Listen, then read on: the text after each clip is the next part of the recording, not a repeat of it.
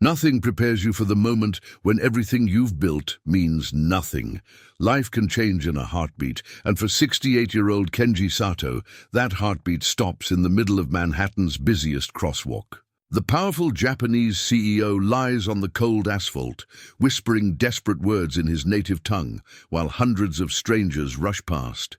No one understands him. No one can help. Then a homeless man with bare feet and torn clothes kneels beside him and speaks perfect Japanese. This stranger offers comfort that goes beyond language, staying until paramedics arrive before disappearing without a trace.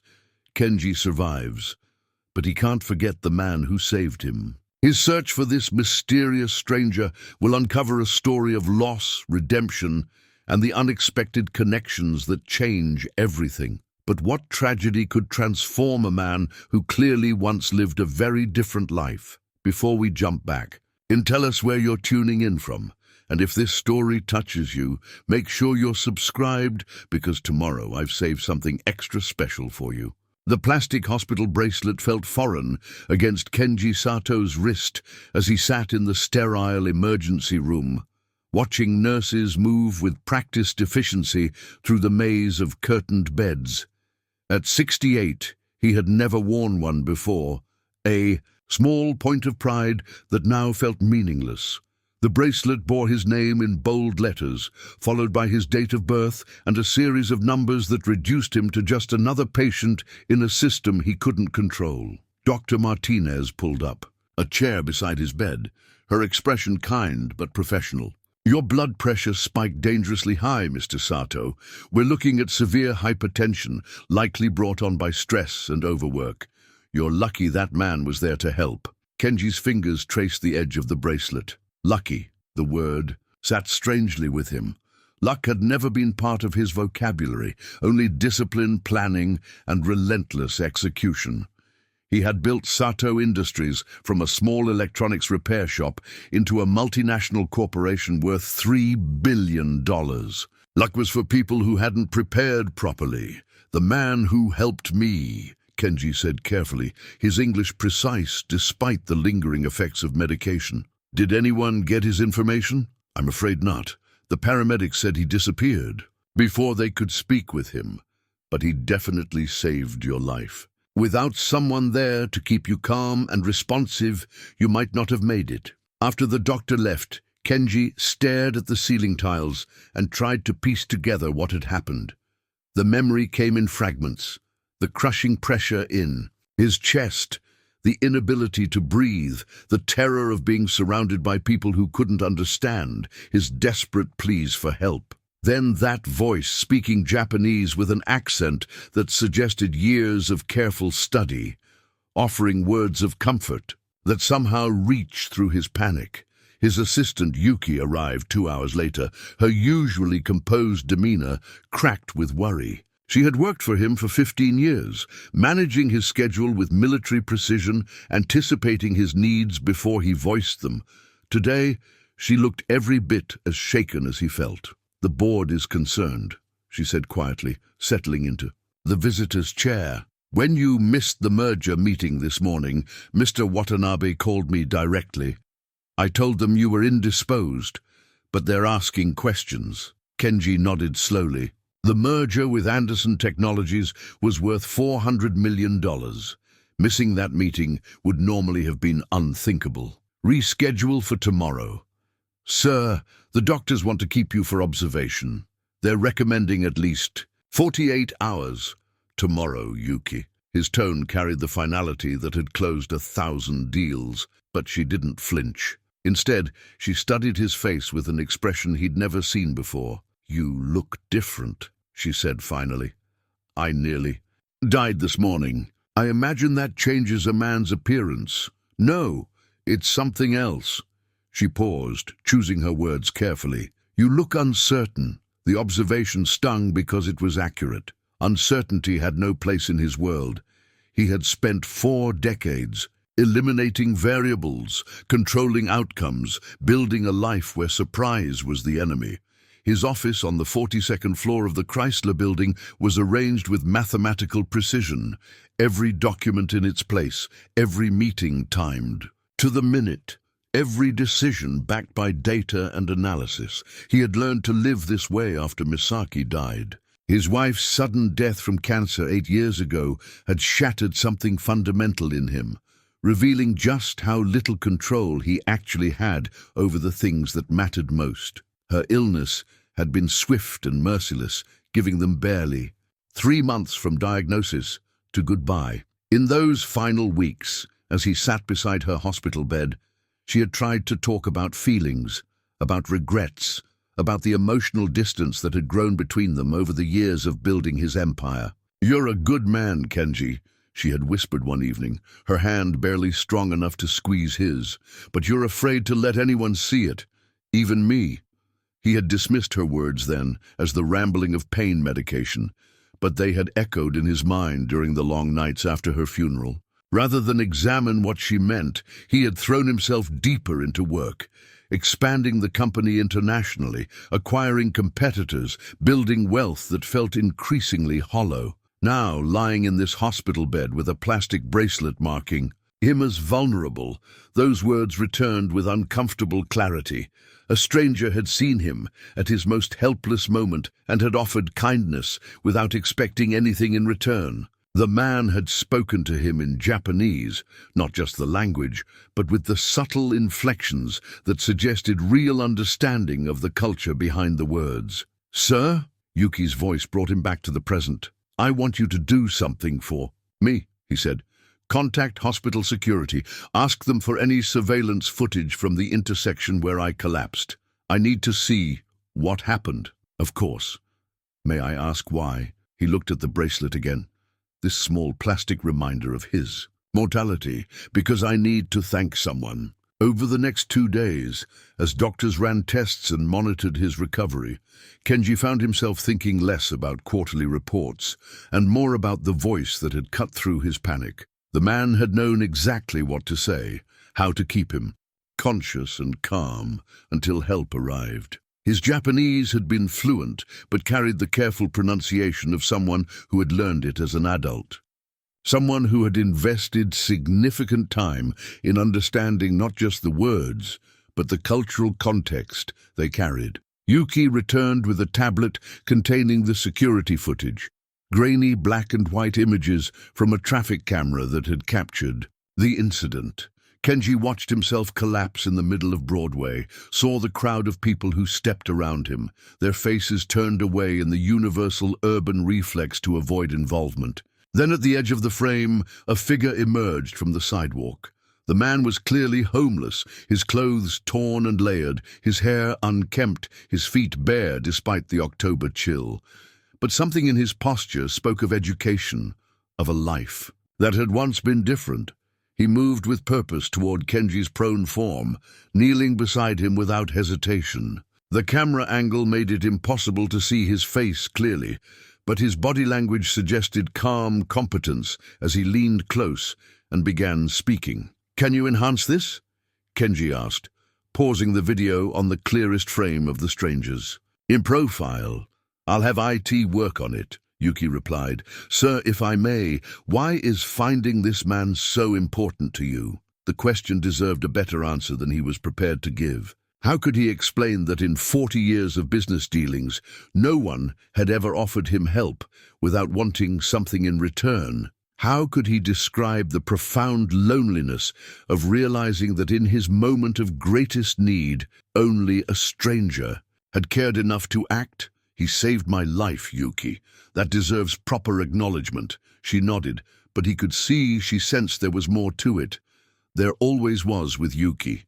She had an intuitive understanding of people that had made her invaluable. In negotiations, she could read the subtext in a room, identify the real decision-maker behind the official titles, spot the weakness in an opponent's position. It was what made her question feel so pointed. The enhanced image arrived the next morning. The IT department had managed to sharpen the stranger's features enough to make him recognizable. A man perhaps in his early 50s, with kind eyes and a weathered face that suggested both education and hard living. There was something almost familiar about him, though Kenji couldn't place where he might have seen him before. "I want to find him," Kenji told Yuki as he studied the photograph. "Hire a private investigator if necessary, someone who specializes in locating missing persons. The homeless population in Manhattan is substantial, sir. It may take some time. I have time." The words surprised him as he spoke them. When was the last time he had said that about anything? His calendar was typically booked solid for months in advance, every hour accounted for, every day planned, with surgical precision. But sitting in this hospital room, wearing this plastic bracelet that marked him as just another person in need of help, those schedules felt less urgent than they had a week ago. Dr. Martinez cleared him for discharge. On the third day, with strict instructions about medication, diet, and stress management. The irony wasn't lost on him. The most stressful thing in his life right now was the need to find a homeless man in a city of 8 million people.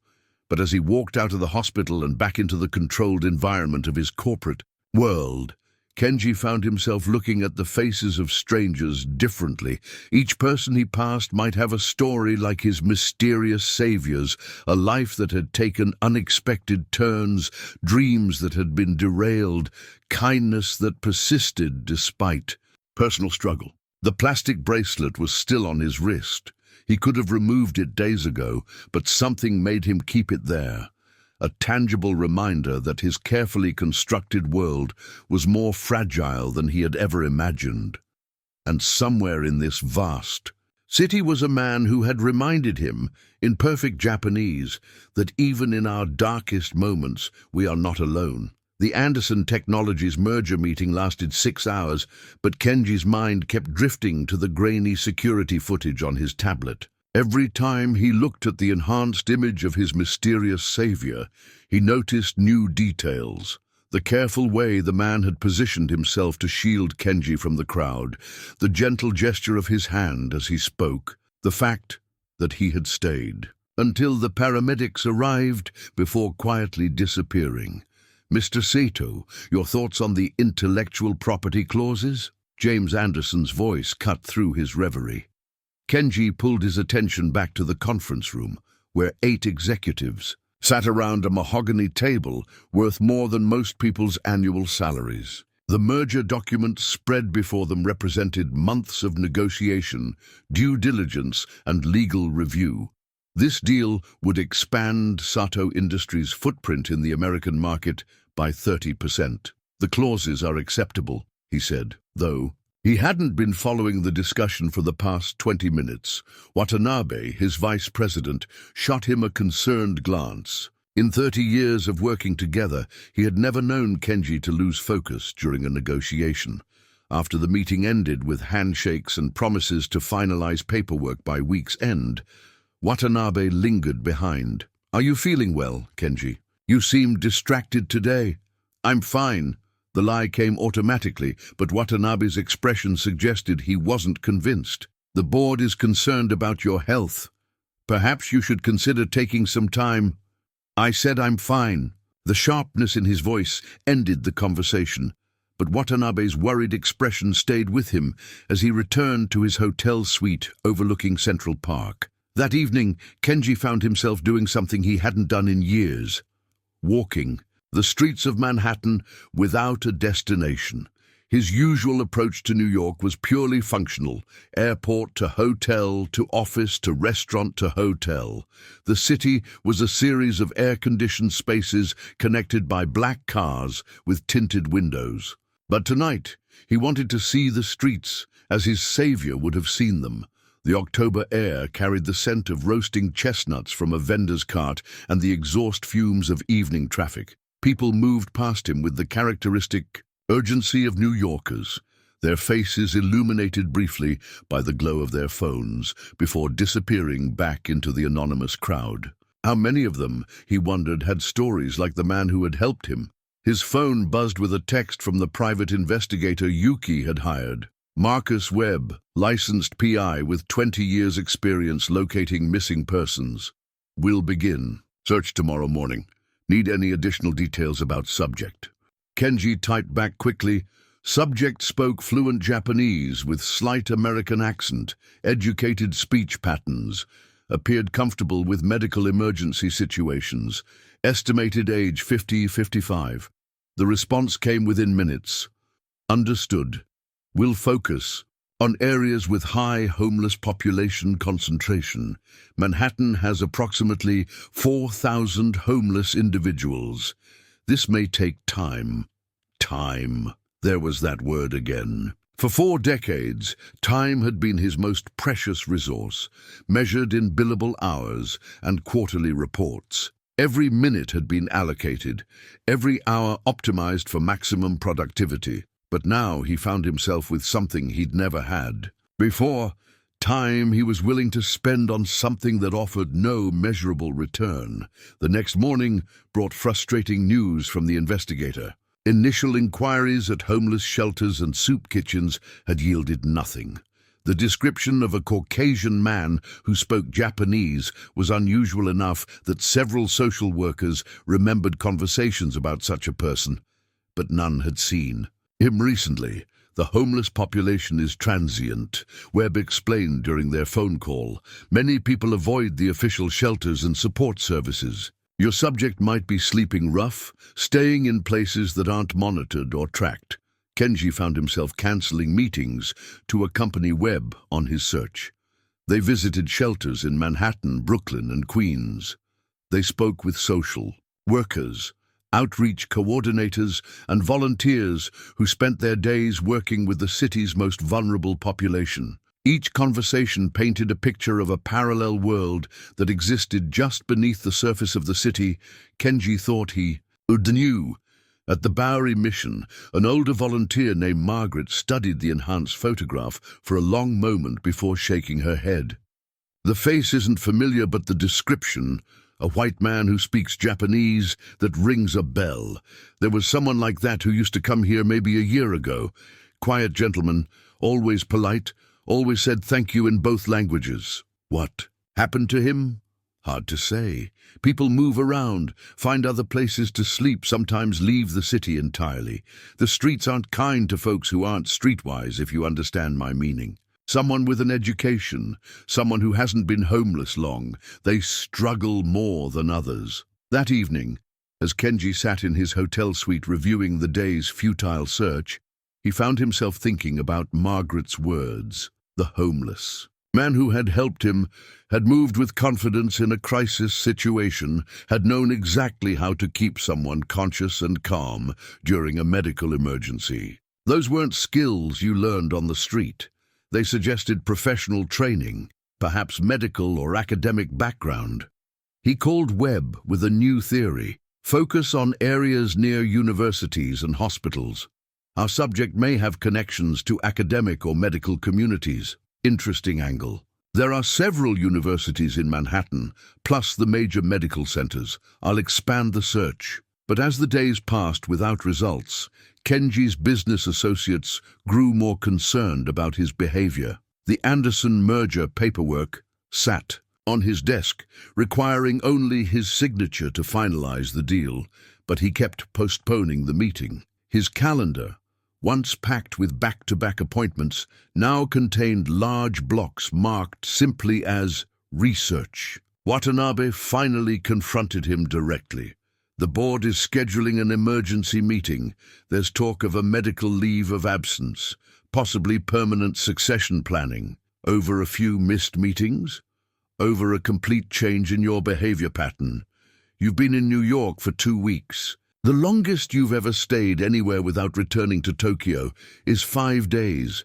You're walking the streets at night, visiting homeless shelters, carrying around photographs of strangers. People are starting to question your judgment. The words stung because they contained a kernel of truth. His obsession with finding the homeless man was consuming more time and mental energy than any business deal he'd ever pursued. But every time he considered abandoning the search, he remembered the moment in the crosswalk, the feeling of being utterly alone and helpless, until a stranger's voice cut through his panic. "Give me 1 more week," he told Watanabe, "and then, I'll sign the merger papers and return to Tokyo." But even as he made the promise, Kenji knew he wasn't ready to give up the search. The plastic hospital bracelet was still on his wrist, now worn and faded from 2 weeks of constant wear. Sometimes he caught himself touching it unconsciously, a physical reminder of the moment when all his wealth and power had meant nothing, when only human kindness had mattered. That night, he dreamed of his wife Misaki for the first time in months. In the dream, she was sitting beside his hospital bed, her face gentle with the patience she had shown during her own illness. "You're looking for something," she said, her voice carrying the slight hoarseness that had marked her final weeks. "I'm looking for someone? No, Kenji, you're looking for something. The question is, what are you hoping to find?" He woke before dawn, with her words echoing in his mind, and the uncomfortable realization that he didn't have an answer. The torn library card emerged from a pile of damp belongings under the Manhattan Bridge, partially obscured by a coffee-stained subway map and a paperback copy of Hemingway's The Old Man and the Sea. Webb held it up to the morning light, squinting at the faded text. "Columbia University Libraries," he read aloud. "Daniel Morrison, faculty access, expired 3 years ago." Kenji took the card carefully, noting how the plastic had cracked along on edge, and the magnetic strip had been worn smooth by countless uses. This small rectangle represented a connection to the man they were seeking, proof of an academic life that had somehow led to sleeping under bridges. "Dr. Daniel Morrison," Webb continued, consulting notes on his phone. "I made some calls to Columbia, former professor in the East Asian Languages and Cultures Department, specialized in Japanese linguistics and translation theory. Left the university abruptly in the spring 3 years ago." They stood in the shadowy space beneath the bridge where a homeless encampment had been recently cleared. The concrete still bore chalk marks from the city's cleanup crew, but personal belongings had been left behind, things too worthless to steal, too precious to abandon entirely. Among them, this library card had waited like a breadcrumb leading back to a different life. "What caused him to leave the university?" Kenji asked. "That's where it gets complicated. The administration won't discuss personnel matters with a private investigator, even one working for someone with your resources. But I talked to a grad student who was working on her dissertation with him. She said there was some kind of family tragedy, something that happened suddenly. One day he was teaching classes. The next day he'd submitted his resignation and disappeared." Kenji studied the photograph on the card, a formal faculty ID photo that showed Daniel Morrison at perhaps 48, wearing a pressed shirt and tie, his hair neatly trimmed, his eyes focused and alert. It was unmistakably the same man from the security footage, but the transformation was jarring. This was someone who had once commanded lecture halls and guided doctoral students, now reduced to sleeping rough and foraging through garbage for survival. "We need to find out what happened to his family," Kenji said. "Already working on it. Public records show he was married to Sarah Morrison, had a daughter named Emma, but there's a gap in the timeline around the time he left Columbia. I'm waiting for some additional information." As they walked back toward the street, Kenji found himself imagining Daniel Morrison's academic life. The professor would have spent his days parsing the subtle meanings of Japanese poetry, explaining to American students the cultural context that gave depth to seemingly simple phrases. He would have understood that language was more than vocabulary and grammar. It was a window into the soul of a culture. That afternoon, Kenji made an unprecedented decision. He called his assistant in Tokyo and cleared his entire schedule for the following month. "Sir, you have the quarterly board meeting next week, the government liaison conference, and the signing ceremony for the Osaka expansion. Postpone them all." "I'm not sure I understand." "These are commitments that have been planned for months." Kenji looked at the library card, now safely tucked in his wallet next to his credit cards and business cards. "I need to find someone, Yuki, and I think it's going to take longer than I initially expected." The response from Tokyo was swift and predictable. By evening, his phone was buzzing with calls from board members, department heads, and business Partners who couldn't understand why the CEO of a $3 billion corporation was essentially going missing to search for a homeless man in New York City. Watanabe's call came at midnight Tokyo time. The board is meeting tomorrow to discuss your situation. There's serious talk of declaring you unfit for duty. On what grounds? On the grounds that you've abandoned your responsibilities to pursue what they see as an irrational obsession. Kenji, I've been your friend for 30 years. Help me understand what this is about. Kenji sat in his hotel room, looking out at the lights of Manhattan spread below like an electronic constellation. How could he explain that finding Daniel Morrison felt more important than any merger or acquisition he'd ever pursued? How could he describe the moment of clarity that had come when a stranger spoke to him in his native tongue, offering comfort without expecting anything in return? Do you remember when Misaki was dying? He asked finally.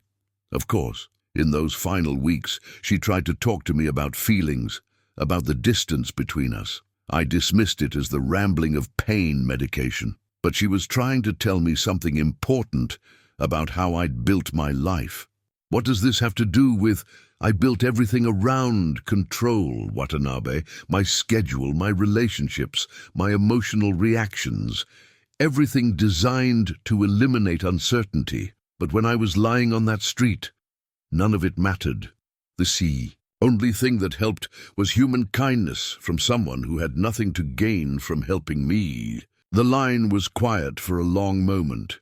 The board won't accept that explanation. Then let them vote. I'll deal with the consequences when I return. The next morning brought news from Webb's research. Daniel Morrison's wife, Sarah, and daughter, Emma, had been killed in a car accident 2 years and 8 months ago.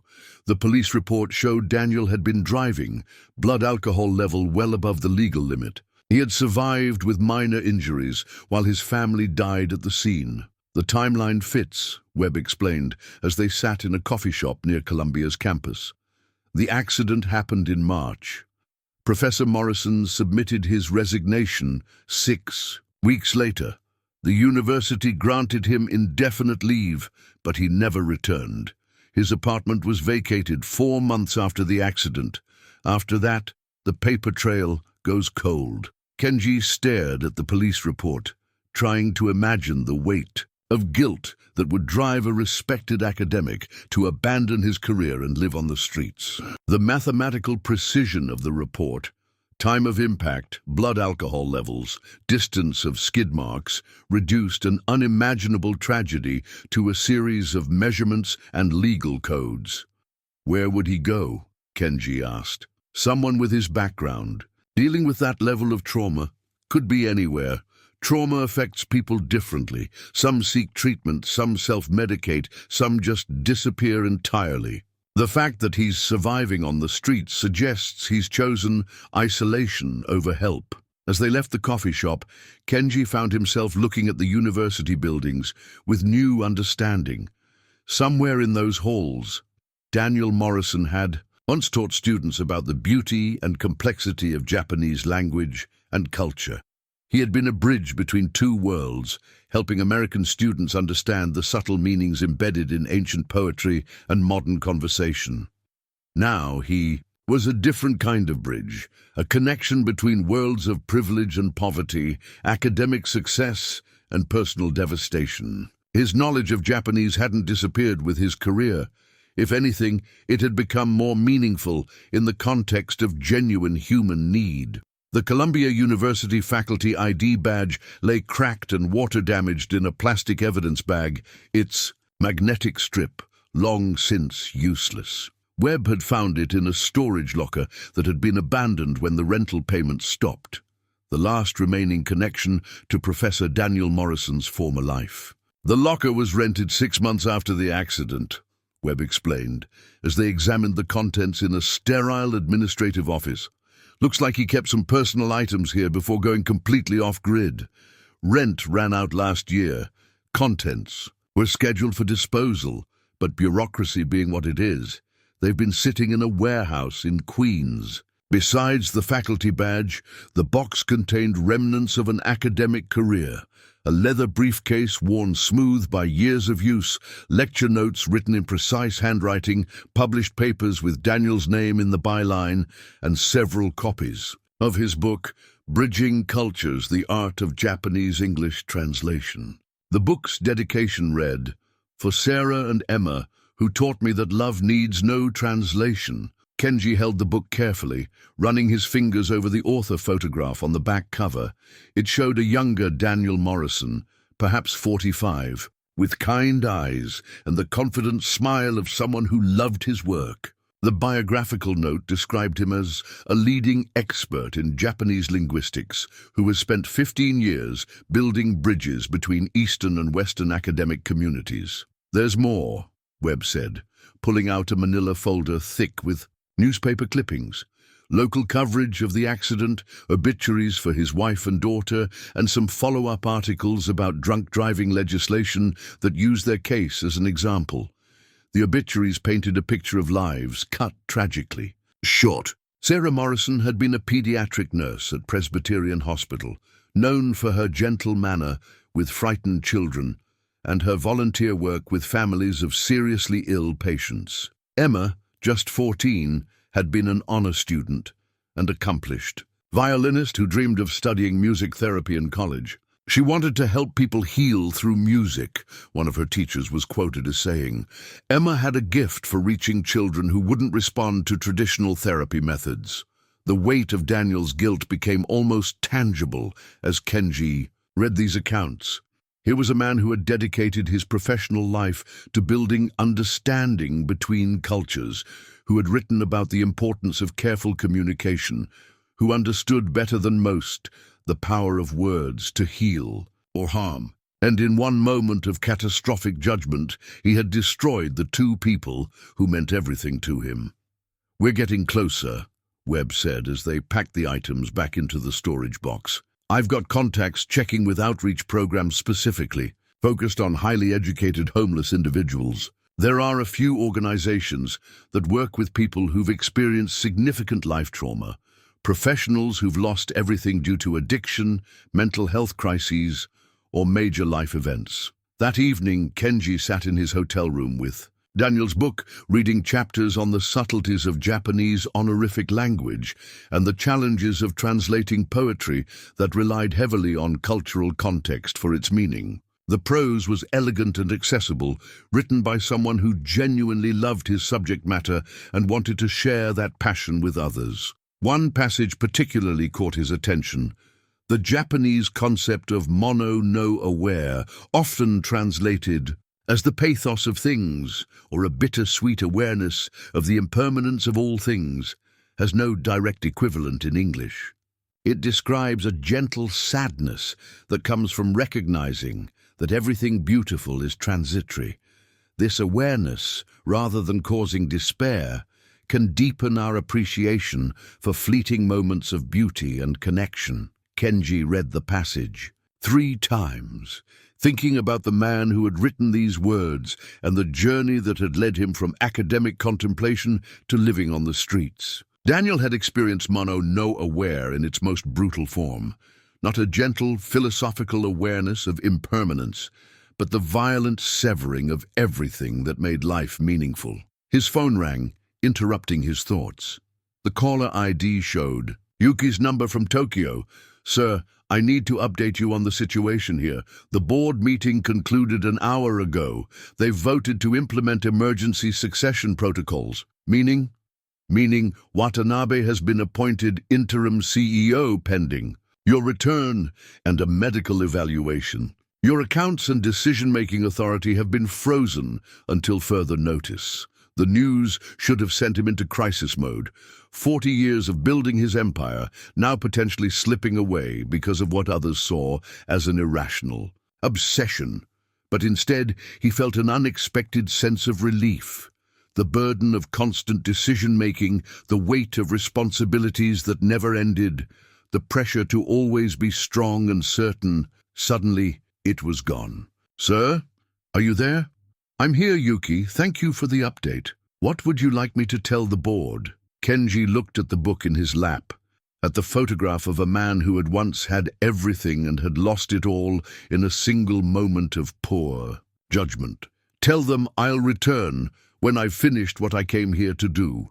And if they ask when that will be, tell them I don't know." After ending the call, Kenji walked to his window and looked out at the city where Daniel Morrison was somewhere, surviving another night. The man who had saved his life was out there, carrying guilt that had transformed him from a respected professor into someone society preferred to ignore. But Kenji couldn't ignore him. Every time he touched the hospital bracelet on his wrist, he remembered the moment when his carefully controlled world had collapsed, and only the kindness of a stranger had kept him anchored. Daniel had been performing his own act of mono-no-aware, recognizing the impermanence of Kenji's life and choosing to honor that fleeting moment with compassionate action. The next morning brought a breakthrough. Webb called before 7 a.m., his voice tight with excitement. "I found someone who's seen him, social worker named Patricia Chen at the Safe Harbor Coalition. She runs a mobile outreach program, takes supplies to people who won't come to shelters. She knows Daniel, calls himself Daniel now, doesn't use his last name, and she's seen him recently." "Where?" "That's the complicated part. He moves around, doesn't trust staying in one place too long, but Chen thinks she can arrange a meeting. If we approach it carefully, he's skittish around strangers, especially anyone who looks official or affluent." Kenji looked down at his tailored suit, his Italian leather shoes, his Rolex watch, the uniform of success that had once been armor but now felt like a barrier between him and the person he needed to find. What does she recommend? Patience and humility. She says Daniel has been damaged by guilt and isolation, but he still has a good heart. If we can convince him we're not there to judge or fix him, just to express gratitude, he might agree to meet. As Kenji prepared to finally face the man who had saved his life, he realized that this meeting would be more than just expressing thanks. It would be a confrontation with questions he'd been avoiding about the meaning of success, the nature of redemption, and what it truly meant to save someone's life. The wedding ring hung from a thin silver chain around Daniel's neck, worn smooth by his fingers' constant touch. Patricia Chen noticed it immediately when she found him sorting through discarded newspapers behind the public library, searching for something dry enough to provide insulation for the coming night. "Daniel, there's someone who'd like to meet." "You," she said gently, keeping her distance as she always did with him. 3 years of outreach work had taught her to read the signs of trauma, and Daniel Morrison carried more than most. He looked up from the newspapers, his eyes sharp despite the exhaustion that lined his face. The man Patricia knew bore little resemblance to the confident professor in the faculty photo Webb had shown her. His hair was long and unkempt, his clothes layered and patched, his hands permanently stained from life on the streets. But when he spoke, traces of his former education surfaced in careful pronunciation and formal syntax. "I'm not interested in interviews or case studies," he said, returning to his newspaper sorting. "I've told the other social workers I don't want help. This isn't about help, it's about gratitude." The word made him pause. Gratitude was something he understood academically. The Japanese language had multiple forms of expressing thanks, each calibrated to reflect the depth of obligation and respect between speaker and listener. But receiving gratitude, that was foreign territory for someone who considered himself responsible for destroying the two most precious lives in the world. "There was a man who collapsed in a crosswalk 3 weeks ago," Patricia continued. "An older Japanese gentleman having a medical emergency. Someone helped him, stayed with him, spoke to him in Japanese until the paramedics arrived." Daniel's hand moved unconsciously to the wedding ring at his throat. He remembered that morning, October 15th, the day he had planned to be his last. He had walked the streets of Manhattan for hours, composing what he intended to be his final thoughts, preparing to join Sarah and Emma in whatever came after this life. Then he had seen the man collapse in the crosswalk, heard him crying out in Japanese, Words of fear and confusion that cut through Daniel's own despair. Without thinking, he had moved forward, kneeling beside the stranger and responding in the language he had spent 20 years studying and teaching. Daijoubu desu. Tasuke ga kimasu. You're going to be okay. Help is coming. The simple words had flowed from him naturally, carrying with them all the gentleness he had once used to comfort Emma during childhood nightmares and Sarah during her difficult days at the hospital. For those few minutes he had been useful again, needed again, capable of easing someone else's suffering instead of only causing it. "Why does he want to meet me?" Daniel asked. "Because you saved his life," Patricia replied simply. "His name is Kenji Sato. He's been searching for you since that day, trying to find a way to thank you properly." Daniel's grip tightened on the wedding ring. The name meant nothing to him, but the memory of that morning remained vivid. The weight of the man's body as Daniel helped position him for easier breathing, the fear in his eyes that had gradually shifted to trust as Daniel continued speaking. In steady, reassuring Japanese. "I can't meet him. Why not?" The question hung between them like a bridge Daniel couldn't bring himself to cross. How could he explain that accepting gratitude felt like a betrayal of Sarah and Emma's memory, that every moment of human connection reminded him of what he had destroyed, that he had forfeited the right to be seen as someone worthy of thanks, because I'm not who he thinks I am? Patricia settled onto a nearby bench, giving him space but maintaining eye contact. In her years of outreach work, she had learned that the most damaged souls often needed time to process simple human kindness. "Who do you think he thinks you are?" "Someone good, someone who helps people." Daniel's voice carried a bitterness that had become his constant companion. "He doesn't know what I've done. What you did that morning was help someone in crisis. That's not nothing, Daniel." He shook his head, resuming his newspaper sorting with mechanical precision. Each movement was practiced, efficient, skills learned from nearly 3 years of street survival. But his hands trembled slightly, betraying the emotional cost of the conversation. "It was an accident. I wasn't trying to be heroic or noble. I was walking through the city, waiting for the courage to—" He stopped himself, the admission hanging unfinished in the autumn air. Patricia understood, without needing the sentence completed. She had seen the signs before in others who carried impossible guilt, the self-imposed isolation, the rejection of help or comfort, the way they moved through the world as if they were already ghosts. "Mr. Sato doesn't care about your intentions. That morning," she said carefully, "he cares about the result. You kept him conscious and calm during a medical emergency. You may have prevented permanent damage or death." For a moment, Daniel's hands stilled on the newspapers.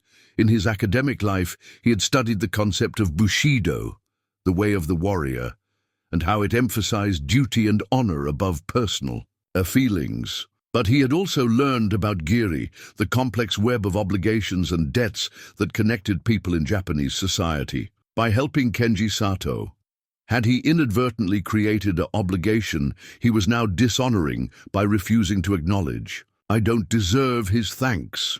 "That's not your decision to make, it's his."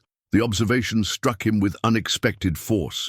In all his years of studying Japanese culture, he had learned about the importance of allowing others to fulfill their social obligations, to complete the circles of debt and gratitude that bound communities together. By refusing to meet Kenji Sato, was he committing another act of selfishness, another moment of placing his own feelings above someone else's needs? "He's been walking the streets looking for you," Patricia continued. "He's hired investigators, visited shelters, changed his entire schedule to find you. This isn't casual interest, Daniel. This is someone who understands the weight of what you did for him." Daniel closed his eyes, and for a moment he was back in the crosswalk, hearing the fear in an elderly man's voice as he cried out in words that no one else around him could understand. The decision to help had been instinctive, requiring no conscious thought, just the natural response of someone trained to recognize and respond to human need. "If I meet him, he'll see what I really am." What are you really, Daniel? The question cut deeper than Patricia's gentle tone suggested. What was he? A failed husband and father who had destroyed his family through selfishness and poor judgment? A former professor who had abandoned his students and responsibilities when life became too difficult? A broken man who had been living on the streets for 3 years because he lacked the courage to face either recovery or death? Or was he also the person who had spent 20 years learning to build bridges between cultures, who had written a book about the art of translation, who had instinctively known exactly what words would comfort a frightened man in a foreign country? I used to be a teacher, he said finally. What did you teach? Japanese language and culture, translation theory. I wrote about building understanding between different worlds. The irony wasn't lost on him. He had become an expert at bridging cultural divides while allowing personal grief to create an unbridgeable chasm in his own life. And what did you do in that crosswalk 3 weeks ago? Daniel's hand returned to the wedding ring, seeking the comfort of its familiar weight and warmth. Sarah had worn it for 16 years, through graduate school and career changes, through Emma's childhood illnesses and developmental milestones, through all the small joys and struggles that comprised a shared life. I translated, he said quietly. I helped someone understand that he wasn't alone. Patricia smiled for the first time in their conversation. Then maybe you're still a teacher, Daniel. Maybe you're still building bridges between worlds. As she left him with her contact information and a promise to give him time to consider meeting Kenji Sato, Daniel remained on the bench behind the library, surrounded by newspapers that would become his bedding for another night. The wedding ring rested warm against his chest, and for the first time in nearly 3 years he wondered if Sarah and Emma would want him to remain forever trapped in the moment of their death, or if they would encourage him to find meaning in helping ease someone else's fear and isolation. The question felt like a door opening in his mind, not to forgiveness or healing, but to the possibility that his guilt didn't have to be the only thing that defined the rest of his life. The empty sack bottle sat on the windowsill of the abandoned building where Daniel had taken shelter, its label worn away by weather and handling. He had found it months ago in a dumpster behind a Japanese restaurant, and something about its shape and weight had compelled him to keep it. Not for drinking.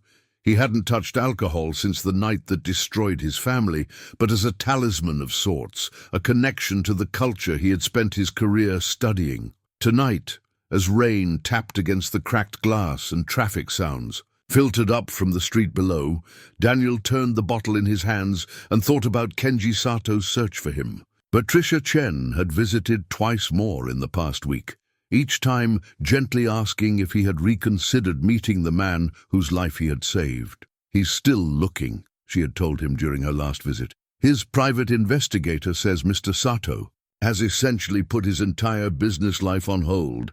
His company in Japan is apparently quite concerned. The information had troubled Daniel more than he wanted to admit. In his academic career, he had studied the Japanese concept of giri, social obligation and duty, and he understood that by refusing to meet Kenji Sato, he was preventing the man from fulfilling what he clearly saw as a crucial responsibility. But meeting meant exposure, vulnerability, the risk of having someone look at him and see the ruins of what he had become. Below his window, he heard footsteps on the fire escape. Daniel tensed, ready to gather his few belongings and move to another shelter. Police sweeps were common, and the building's owner occasionally sent security guards to clear out homeless squatters. But the voice that called up through the darkness spoke in careful, accented Japanese. "Morrison-san? My name is Kenji Sato. I apologize for disturbing your privacy, but I hoped we might speak." Daniel's breath caught. Somehow, despite his precautions and movements between different shelters, Kenji Sato had found him. He moved to the window and looked down, seeing a figure in expensive clothes standing on the fire escape landing, hands visible and empty in a gesture of non-threat. "I don't want to speak," Daniel called back in Japanese, his voice hoarse from Disuse. I understand, but I have been searching for you for 3 weeks, and I believe I owe you something that cannot be repaid through intermediaries. The formality of Kenji's speech, the careful use of honorific language, reminded Daniel of his graduate students when they approached him with particularly sensitive questions. There was respect in the phrasing and a recognition of social hierarchy that acknowledged Daniel's right to refuse. You don't owe me anything. With respect, Morrison-san, that is not your decision to make.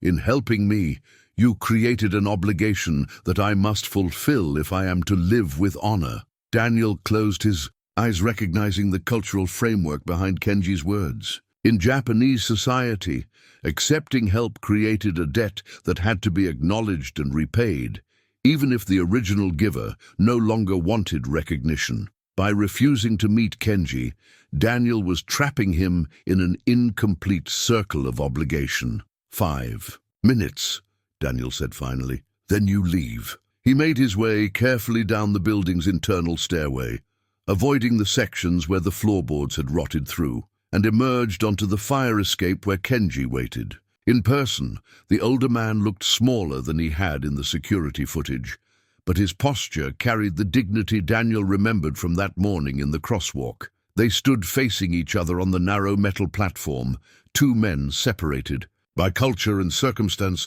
but connected by a moment of crisis that had changed both their lives. I wanted to thank you properly, Kenji said in English now, perhaps recognizing that Daniel might prefer not to conduct this conversation in Japanese. The doctors told me that without someone there to keep me conscious and calm, I might not have survived. Daniel's hand moved unconsciously to the wedding ring beneath his shirt. Anyone would have done the same. No, I lay in that crosswalk for several minutes, while hundreds of people walked around me. You were the only one who stopped, the only one who could speak to me in my own language. Kenji paused, studying Daniel's face in the dim light from the street below. You knew exactly what to say to keep me from panicking? I used to be a teacher. I know. I've read your book. The admission struck Daniel like a physical blow. His academic work belonged to his former life, the life he had abandoned, along with his students, his research, and his responsibilities. That Kenji had taken the time to find and read his scholarship suggested a level of serious interest that went beyond simple gratitude. Then you know what I am, Daniel said quietly. I know what you were. A respected professor, a published expert on Japanese-English translation, someone who dedicated his career to building understanding between cultures. Kenji's voice carried no judgment, only observation. I also know what happened to your family. Daniel's control finally cracked. Then you know I don't deserve your thanks. You know I'm the reason 2 innocent people are dead.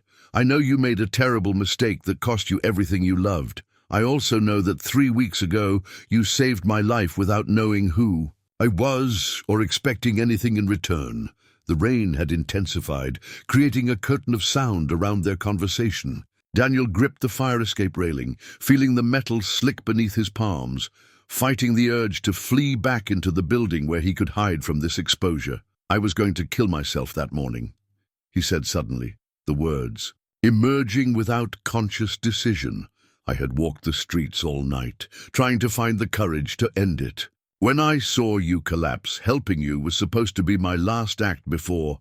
He stopped, unable to finish the sentence. Kenji was quiet for a long moment, processing this revelation. Then we saved each other, he said finally. What do you mean? I was living a life without meaning, pursuing success that felt increasingly empty. My wife died 8 years ago, and I responded by building walls around my emotions, focusing only on business and control. When I collapsed that morning, I was more isolated than I had been in my entire life. Kenji looked out over the sleeping city. You didn't just keep me conscious, Morrison-san. You reminded me that human connection was still possible. Daniel stared at this wealthy, successful man who was describing a loneliness that mirrored his own. Your business associates think you're having a breakdown. Perhaps I am, or perhaps I'm finally having a breakthrough. Kenji turned back to Daniel. I've spent 3 weeks searching for you, And in the process, I've seen parts of this city I never knew existed. I've talked to social workers, volunteers, people who dedicate their lives to helping others. I've learned about mono no aware in a way my wife tried to teach me, but I was too close to understand. The reference to the Japanese aesthetic concept surprised Daniel. Few Westerners understood mono no aware beyond its surface translation. But Kenji was using it correctly. The bittersweet awareness of impermanence that could deepen rather than diminish appreciation for life's fleeting moments. Their 5 minutes had stretched into 20, but neither man moved to end the conversation. On this fire escape suspended between earth and sky, between past and future, they had found something neither had expected, not forgiveness or redemption, but recognition. The handwritten suicide note was folded into a small square, its edges, soft from countless handling, tucked inside the cover of Daniel's worn copy of The Old Man and the Sea. Kenji discovered it 3 days later, when Daniel, in a moment of trust, had allowed him to see the few possessions he carried in a weathered backpack. They were sitting in a 24-hour diner near the Port Authority, sharing coffee and the kind of conversation that had become routine since their meeting on the fire escape. Daniel had agreed to these occasional talks, finding in Kenji someone who understood both the weight of loss and the burden of living with consequences that couldn't be undone. "I've been carrying this for 2 years and 8 months, Daniel said quietly as Kenji unfolded the letter. "Written on the anniversary of the accident. I walk to the Brooklyn Bridge every year on that date, but I can never quite—" He gestured helplessly, unable to finish the thought. Kenji read the letter carefully, noting the precise handwriting that remained steady despite the emotional weight of the words. "Sarah and Emma, by the time anyone reads this, I will have joined you wherever you are now. I know you would tell me that guilt isn't a reason to give up, but I can't find a way to live with what I've done. Every morning I wake up in a world that should have you in it, and every night I remember that I'm the reason it doesn't. I've lost the right to be happy, to find meaning, to build anything good from the wreckage I created. The best thing I can do now is stop taking up space that should belong to someone more deserving. I love you both beyond words. I hope death will let me say that to you properly. Daniel." The letter was dated March 15th, exactly 8 months. "Ego." Kenji looked up at Daniel, understanding flooding through him with devastating clarity. "October 15th, he said quietly. "The day you helped me. That was 8 months later, the 2nd anniversary." Daniel's voice was barely audible above the diner's background noise. "I had finally found the courage to go through with it. I walked the bridges that morning, choosing which one felt right, saying goodbye to the city where we'd been happy." Kenji felt something shift in his understanding of that morning in the crosswalk. The homeless man who had saved his life hadn't been a random good Samaritan. He had been someone walking toward his own death, who had stopped to offer comfort to a stranger in crisis. "When you saw me collapse, I was maybe 2 blocks from the Brooklyn Bridge. I had been walking there since sunrise, trying to work up the resolve to finally do what I couldn't manage on the 1st anniversary." Daniel's hands wrapped around his coffee cup, seeking warmth. "Then I heard you crying out in Japanese, and something in your voice, the fear, the isolation. It reminded me of Emma when she was small and had nightmares." The diner around them seemed to fade as Kenji processed this revelation. His collapse hadn't just been a medical emergency that Daniel had happened to witness. It had been an intervention, a moment that had pulled Daniel back from the edge of a decision that couldn't be undone. "I saved your life," Daniel continued, "but you saved mine first. If you hadn't collapsed when you did, exactly where you did, I would have walked to that bridge and never walked back." Kenji stared at the suicide note, thinking about the mathematical impossibility of their meeting. If his business lunch had run longer, if he had taken a different route back to his hotel, if his blood pressure had spiked 15 minutes earlier or later, Daniel Morrison would have died on the Brooklyn Bridge that morning, and neither of them would have had the chance for this conversation. Do you still carry this because you're planning to use it? Daniel was quiet for a long moment, his gaze fixed on something beyond the diner's windows. I don't know. Some days I think I've moved past that place, and other days the guilt comes back so strong that it feels like the only honest response to what I've done. What do you think Sarah and Emma would want you to do? The question seemed to physically wound Daniel. His shoulders curved inward, and when he spoke, his voice carried the weight of imagined conversations he'd been having for nearly 3 years. Sarah would want me to get help, to find a way to honor their memory by living well instead of just surviving. Emma would want me to teach again, to share what I know about building bridges between cultures. He paused, touching the wedding ring beneath his shirt.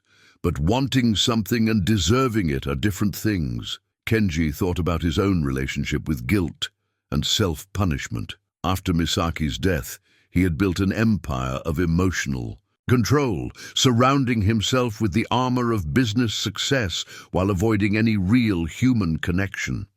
He had convinced himself that this isolation was noble, a way of honoring his wife's memory by not replacing her with anything meaningful. I've been punishing myself for 8 years, he said slowly, not as dramatically as you, but just as completely.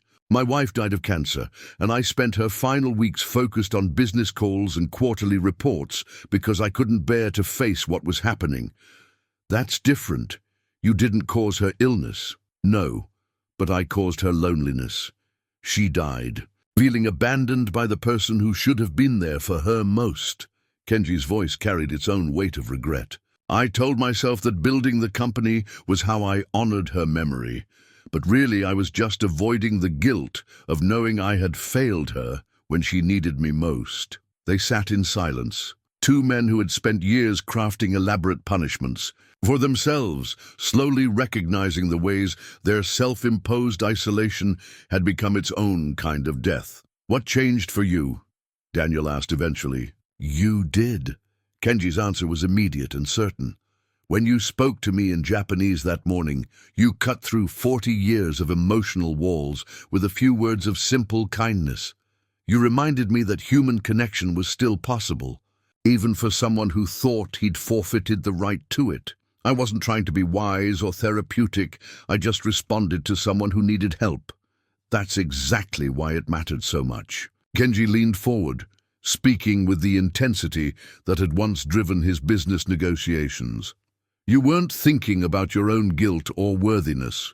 You just saw someone in pain and responded with compassion. That's not the action of someone who doesn't deserve to live. Daniel's hands were shaking slightly as he reached for the suicide note, folding it back into its small square. I don't know how to move forward from here. I don't know how to find meaning in a life that I destroyed. Maybe the meaning isn't in redemption or forgiveness. Maybe it's in what you did that morning, using your knowledge and compassion to help someone else through their worst moment. As they prepared to leave the diner, Kenji realized that their chance meeting in the crosswalk had been more than a medical emergency and rescue. It had been the intersection of 2 lives that had been moving toward different forms of ending, his toward emotional death, Daniel's toward literal death, and their collision had redirected both of them toward something that might eventually resemble living. The suicide note went back into Daniel's backpack, but its power seemed diminished by their conversation. It was still there, still an option, but it was no longer the inevitable destination it had once appeared to be. For the first time in 8 months, Daniel made it through October 15th without walking toward a bridge. And for the first time in 8 years, Kenji went to sleep thinking not about quarterly reports or business strategies, but about the possibility that saving someone else might be the first step towards saving himself. The mathematical impossibility of their meeting began to feel less like random chance and more like the kind of grace that neither man had thought he deserved, but both desperately needed. The Japanese poetry book had belonged to Misaki, its pages soft with years of reading and rereading. Kenji had found it while packing her belongings after the funeral, noting the small pencil marks she had made beside her favorite verses. translations of haiku by Basho, Busan, and Isa that spoke to her love of seasonal change and life's quiet moments. He carried it now as he walked through Central Park toward his arranged meeting with Daniel, feeling the weight of both the book and the decision they were about to make together. After 2 weeks of careful conversations in diners and coffee shops, they had reached a point where deeper honesty was necessary. Not just about their past failures, but about what they hoped to build from the ruins of their former lives. The park was dressed in November's colors, maple and oak leaves, creating a carpet that rustled beneath his feet. Families walked past with children wrapped in bright scarves. Couples shared benches while watching joggers and cyclists navigate the winding paths, and elderly men fed pigeons with the patience of those who had learned to savor simple pleasures. Kenji found Daniel waiting on their usual bench near the Shakespeare Garden, looking more settled than he had in their previous meetings. The wild edge of desperation had softened somewhat, replaced by a weary acceptance of the possibility that life might continue beyond mere survival. "I brought something for you," Kenji said, settling beside him and offering the poetry book. "My wife's favorite collection of haiku. She used to read them aloud in the evenings, trying to help me understand why she found them so meaningful." Daniel accepted the book carefully, running his fingers over the worn cover. "Did you ever understand?" "Not then. I thought poetry was inefficient, too indirect for practical communication." Kenji watched as Daniel opened to a page marked with one of Misaki's annotations. "But living with grief changes how you hear things. Now I think maybe she was trying to teach me about mono no aware, the beauty of impermanence, the way awareness of endings can make moments more precious." Daniel read the marked passage aloud, his pronunciation of the Japanese verses carrying the academic precision of someone who had spent years studying the language's rhythms and meanings. "Tsuyu no yo watsuyu no yo nagarasari nagara, this world of dew is only a world of dew, and yet, he translated, his voice growing softer with each repetition of the final phrase. "Isa wrote that after his daughter died," Kenji said. "Misaki marked it just a few weeks before her own death. I think she was trying to tell me something about accepting loss, while still finding reasons to continue." They sat quietly for several minutes, watching the park's afternoon rhythms, while each man processed his own relationship with the concepts the poem explored. Finally, Daniel closed the book and looked directly at Kenji. "I've been thinking about what you said in the diner, about using knowledge and compassion to help others through difficult moments. There's something I need to tell you about why that matters so much right now." "Go on." "My company's board is planning to remove you as CEO, aren't they? Your assistant called yesterday asking if I knew how to reach you." She seemed quite concerned. "About some kind of emergency vote." Kenji had been expecting this conversation ever since Yuki's increasingly frantic messages had started reaching his voicemail. 6 weeks in New York, pursuing what others saw as an irrational obsession, had finally pushed his board beyond patience. "The vote is scheduled for Monday. Watanabe will become permanent CEO if I don't return to Tokyo and submit to what they're calling a comprehensive fitness evaluation." He found himself oddly calm about the prospect of losing everything he had spent 40 years building. "They believe I'm having some kind of breakdown. Are you?" The question was asked with genuine curiosity rather than concern, as if Daniel were simply seeking to understand the parameters of their situation. "I don't think so. I think I'm finally having the breakthrough my wife wanted me to have 8 years ago." Kenji picked up a fallen maple leaf, noting the intricate pattern of its veins and the way its edges had begun to curl inward. "She tried to tell me that success without human connection was just elaborate isolation. I built an empire, but I forgot how to live in it. And now I realize that the most important thing I've done in 40 years of business was collapse in a crosswalk where you could find me." He released the leaf, watching it drift back to the ground.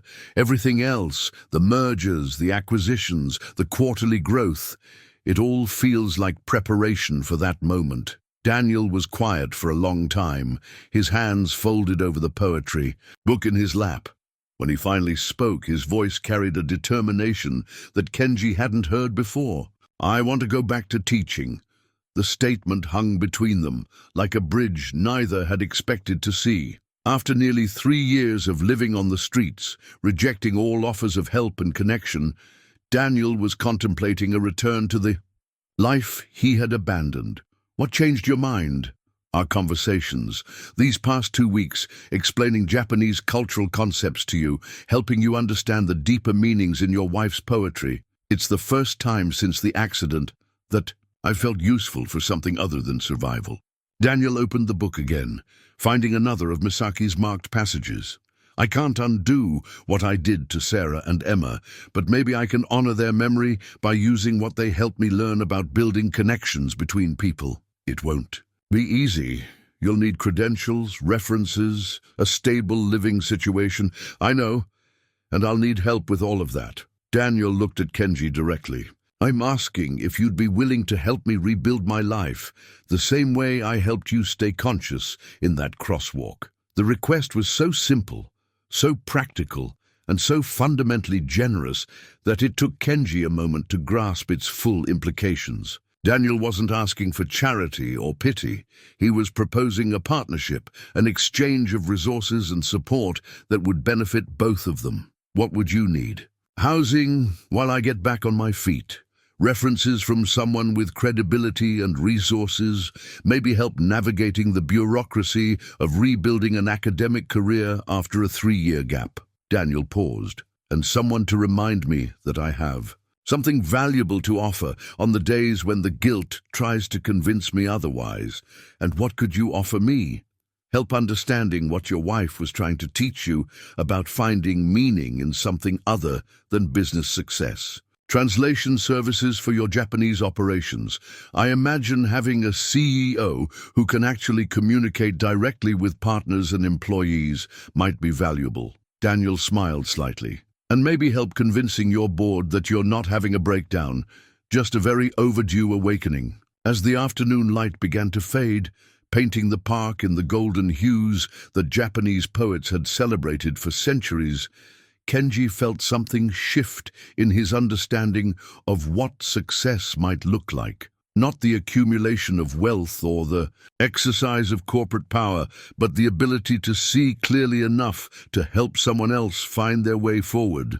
"There's one condition," he said finally. "What's that?" "We do this together. Not as patron and charity case, but as partners. You help me learn how to live with meaning instead of just efficiency.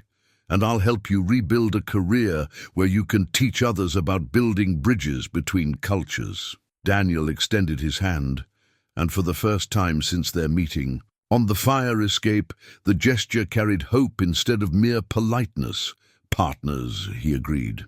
As they shook hands in the gathering dusk, both men understood that they were committing to something more difficult than either had attempted in years, the vulnerable work of rebuilding lives that had been shattered by loss and guilt. But they were no longer facing that work alone, and sometimes the presence of one person who understood the weight of carrying impossible burdens was enough to make the carrying possible. The park bench memorial plaque was small and easy to overlook, tucked beneath the armrest where most visitors wouldn't notice it unless they were specifically looking for a place to rest. The inscription read, "For those who find each other when lost, Margaret Chen, 1943-2018. Kenji discovered it while waiting for Daniel on the morning they had agreed to have their most difficult conversation yet, the one where they would decide whether their partnership could survive the full truth of what they had both lost and what they hoped to recover. The plaque's message seemed almost prophetic given their circumstances. Here were two men who had been profoundly lost in different ways, Kenji in emotional isolation despite material success, Daniel in literal homelessness after devastating personal failure, and their chance meeting had somehow created a path forward that neither could have found alone. Daniel arrived precisely on time, carrying a manila folder that Kenji recognized from their previous meetings. It contained documents related to his former academic career, transcripts, letters of recommendation from colleagues, published papers, and the painful bureaucratic record of his resignation from Columbia. Today, they planned to review everything together and develop a realistic strategy for his return to teaching. "I've been thinking about our partnership," Daniel said as he settled onto the bench. "About what it really means and whether I'm being fair to you." The uncertainty in his voice was familiar to Kenji from their recent conversations. Despite the progress Daniel had made in considering a return to his former life, he still struggled with accepting help, still questioned his worthiness of second chances. "What concerns you?" "You're risking your entire corporate empire to help me rebuild my career. Your board thinks you're having a breakdown. Your business associates are questioning your judgment. And you're spending enormous amounts of time and resources on someone who abandoned his responsibilities when life became difficult." Daniel opened the folder, but didn't look at its contents.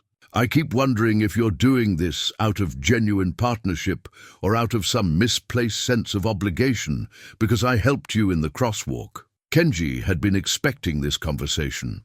In the 2 weeks since their agreement to work together, he had watched Daniel cycle through hope and self-doubt, progress and retreat, acceptance and rejection of the possibility that his life might have meaning beyond survival and guilt.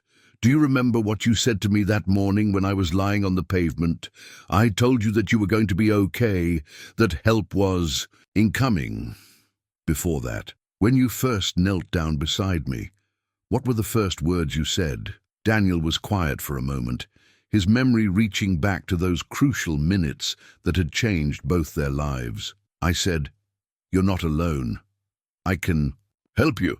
In Japanese, hitori yanai desu, tasukeru koto ga dekimasu.' Exactly. You told me I wasn't alone, and then you proved it by staying with me until the paramedics arrived." Kenji turned to face Daniel directly. "I'm not helping you rebuild your career out of obligation or guilt. I'm doing it because for the first time in 8 years, I don't feel alone either." The honesty in the statement seemed to catch Daniel off guard. In all their conversations about partnership and mutual support, they had focused primarily on practical arrangements and emotional healing. But the deeper truth was simpler and more profound. They had found in each other the kind of companionship that made facing difficult truths possible. "My board is meeting tomorrow morning," Kenji continued. "They'll vote to remove me as CEO unless I return to Tokyo immediately and submit to their fitness evaluation. Part of me thinks I should go back, salvage what I can of the empire I built. And the other part?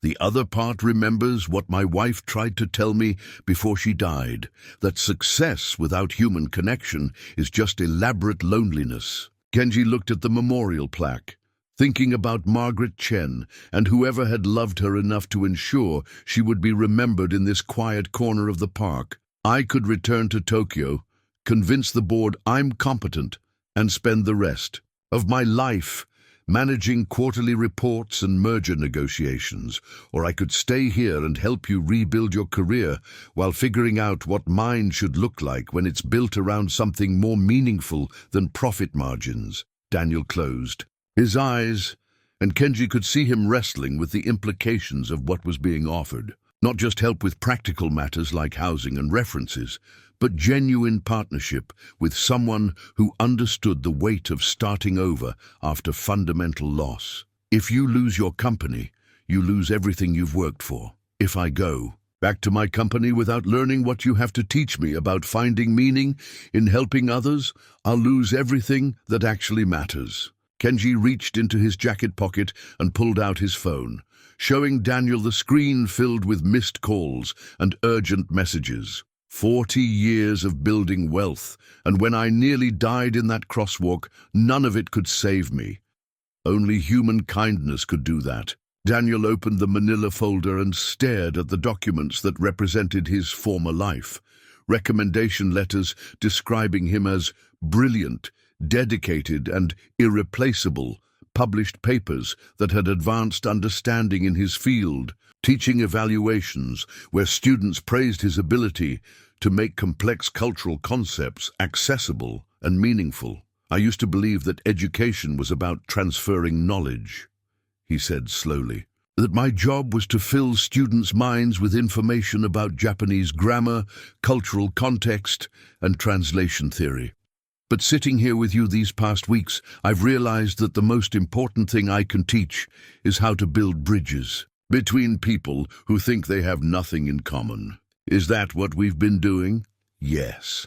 Two men from completely different worlds, carrying different kinds of guilt and loss, finding ways to help each other heal without minimizing what we've both done wrong. Daniel picked up his university ID from the folder, studying the photograph of his younger, more confident self. Maybe that's what I should be teaching.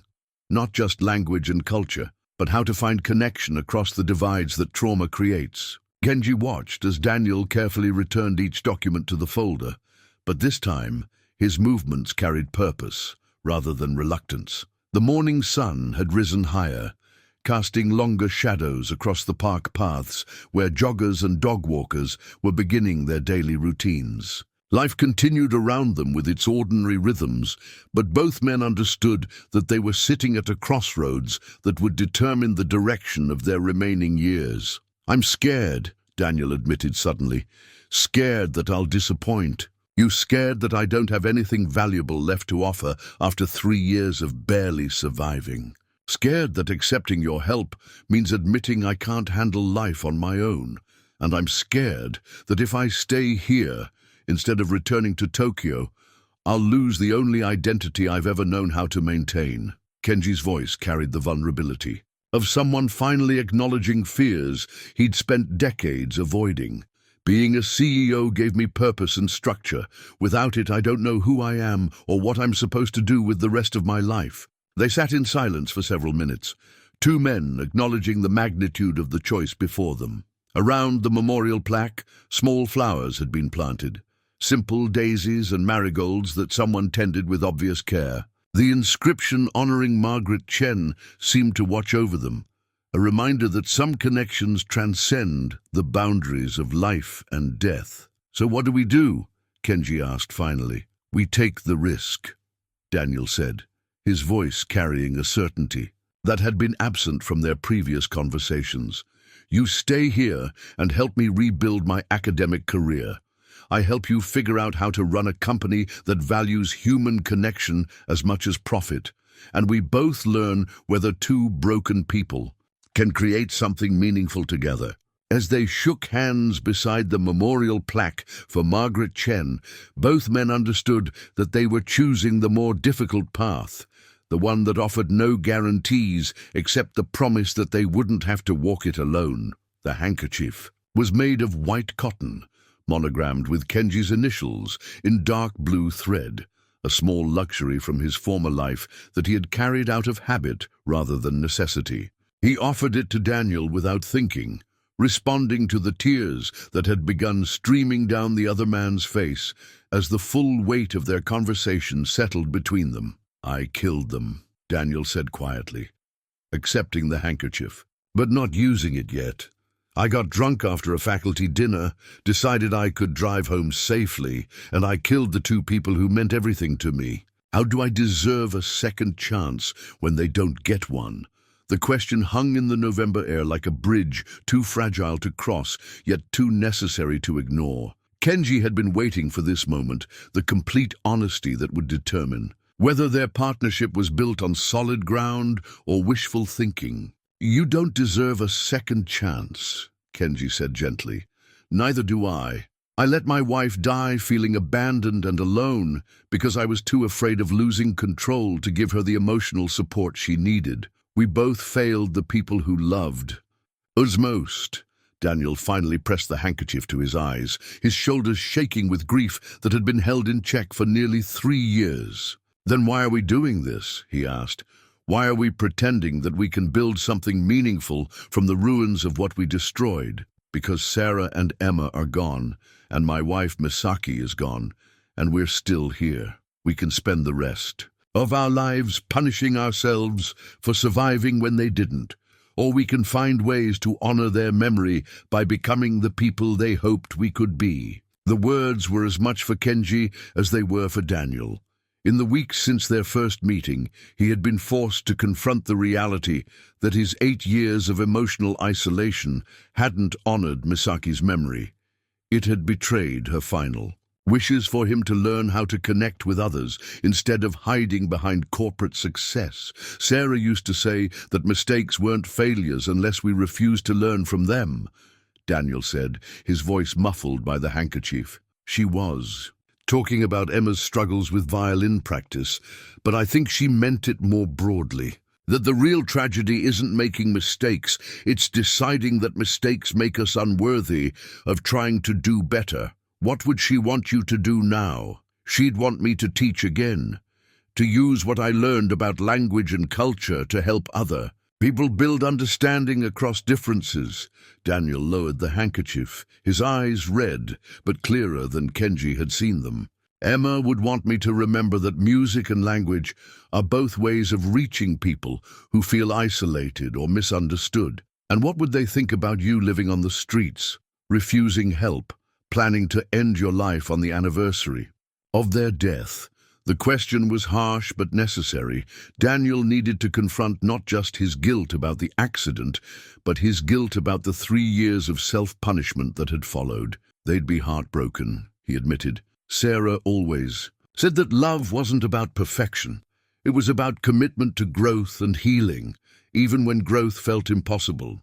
Kenji thought about his own relationship with Misaki's memory, how he had used grief as an excuse to avoid the very connections she had spent their marriage trying to nurture in him. I told myself that building my company was how I honored her. Memory, he said, but really I was just avoiding the vulnerability she had asked me to embrace. I was afraid that opening my heart to other people would somehow diminish what we had shared.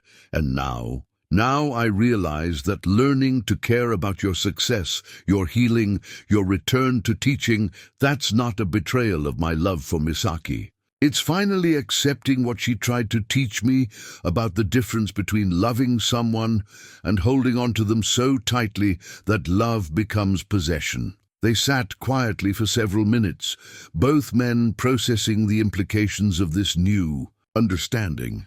Around them, the park continued its late autumn rhythms, joggers and dog walkers, children playing, while parents watched from nearby benches, elderly couples sharing newspapers and quiet conversation. If we do this, Daniel said finally, if we really commit to this partnership, it means accepting that we can't earn forgiveness through suffering, that we have to find ways to live meaningful lives despite carrying guilt we'll never fully resolve. Yes, it means trusting that Sarah, Emma, and Misaki would want us to help each other instead of continuing to punish ourselves. Yes, and it means believing that what we build together can have value, even though it grows from the wreckage of our failures. Kenji nodded, understanding that they were no longer discussing practical arrangements for Daniel's return to academia or his own relationship with corporate responsibility.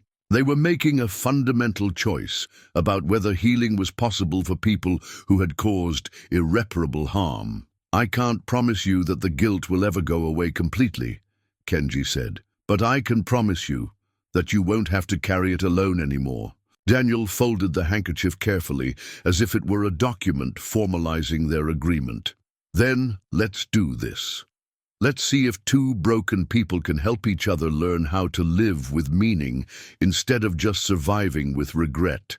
As they shook hands for the second time, both men understood that they were crossing a threshold from which there would be no retreat into familiar patterns of isolation and self-punishment. They were committing to the much harder work of healing, not as absolution for their failures, but as the only way to honor what their loved ones had tried to teach them about the courage required for genuine love. The business card was simple. White cardstock with no company logo, no title, no corporate address, just Kenji's name and a phone number, written in elegant script. He had given it to Daniel 6 months earlier, on the day they had moved from partnership in theory to partnership.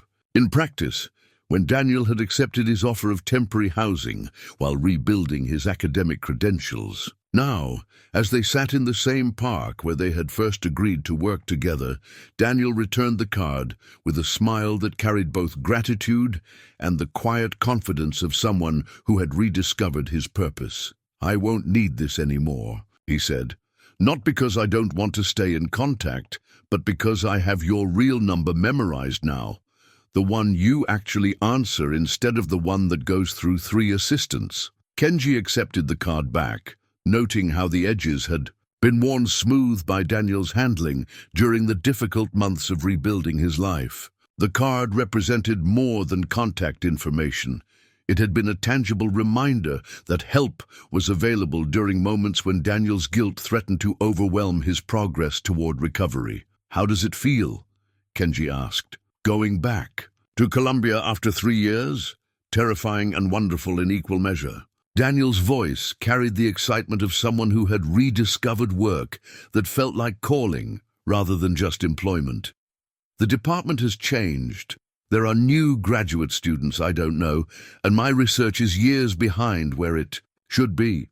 But when I walked into my first class last week and started explaining the cultural context behind Japanese honorific language, I remembered why I became a teacher in the first place." The past 6 months had been a careful process of reconstruction. Daniel had moved into Kenji's guest bedroom, spending his days working on research proposals and grant applications while Kenji navigated the complex process of restructuring his relationship with Sato Industries.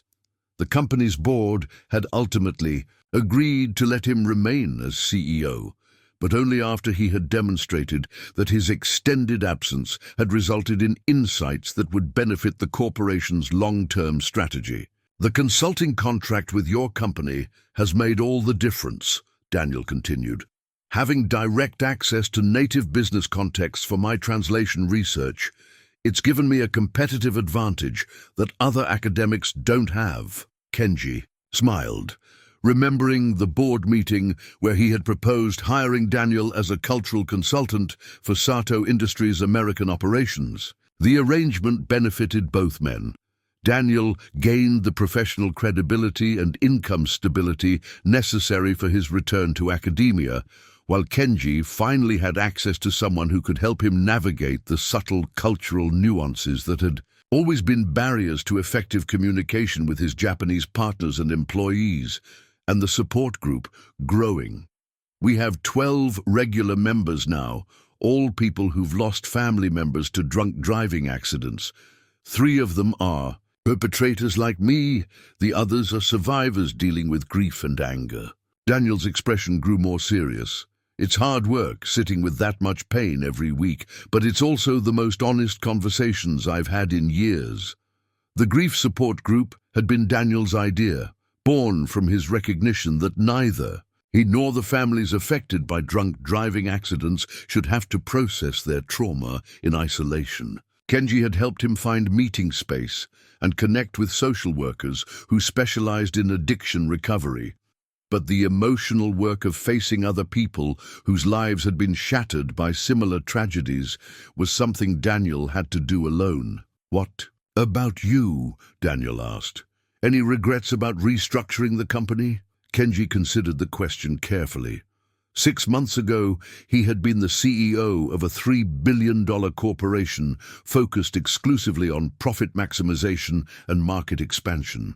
Today, Sato Industries still generated substantial revenue, but 20% of its profits were dedicated to employee wellness programs, addiction treatment resources, and cross-cultural education initiatives.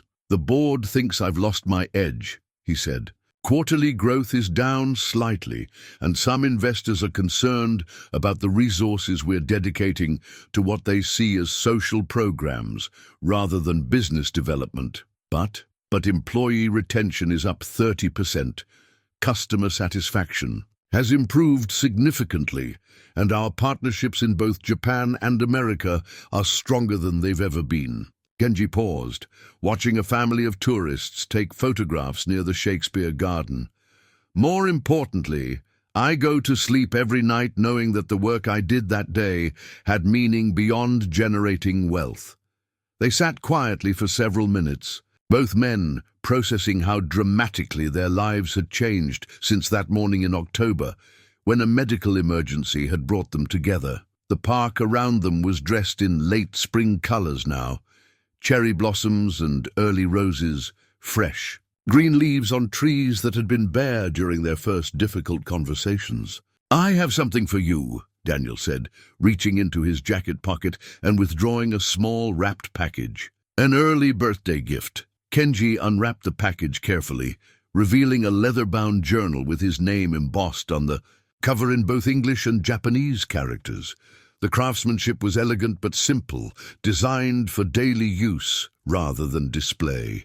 "I thought you might want to start keeping a record of this new phase of your life," Daniel explained. Sarah always said that writing down experiences helped her process their meaning more deeply. "What would I write about?" "About learning to build a company that honors both profit and people, about discovering that success can include compassion without sacrificing effectiveness, about the difference between the CEO you used to be and the leader you're becoming," Daniel smiled.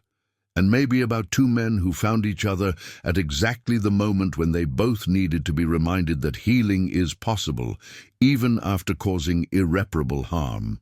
As they prepared to leave the park, Daniel to his evening classes, Kenji to a dinner meeting with business partners who were learning to appreciate his new approach to corporate leadership, both men understood that their journey together was entering a new phase. The crisis that had brought them together had been resolved, but the friendship that had emerged from shared healing would continue. The hospital bracelet was gone from Kenji's wrist, finally removed when he no longer needed the reminder of his vulnerability and mortality. The suicide note had been taken out of Daniel's backpack, not destroyed, but transformed into a document that marked the end of one chapter rather than the end of all possible chapters. They walked toward the park's exit together, two men who had learned that redemption might not be about earning forgiveness for past failures, but about finding the courage to use those failures as the foundation for building lives of greater meaning and compassion. Behind them, the memorial. Black for Margaret Chen caught the afternoon light, its message about finding each other when lost, serving as a quiet benediction for all the unlikely connections that make healing possible.